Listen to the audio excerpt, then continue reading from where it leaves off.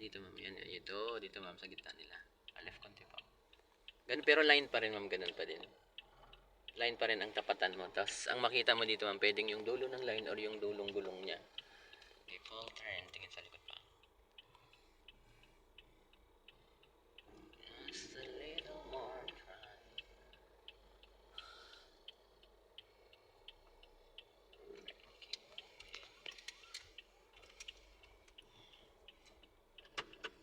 Full turn. Sagad nyo pa yung manibela.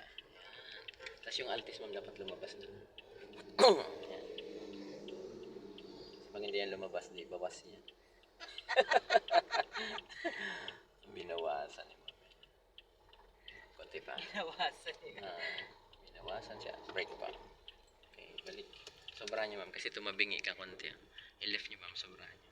Mahaba yung stopper dyan ma'am, maiksi dito eh. Oh. Yan. Okay, break pa. Yan, okay na yan. Tapos pantay mo to. Balik mo yung manibela sa, dito sa right. Yan, tama na yan. Sige, atras. Okay lang. Yung ganun din. Pwedeng stopper, pwedeng hindi. Ganun lang. Pag may katabi, di ba?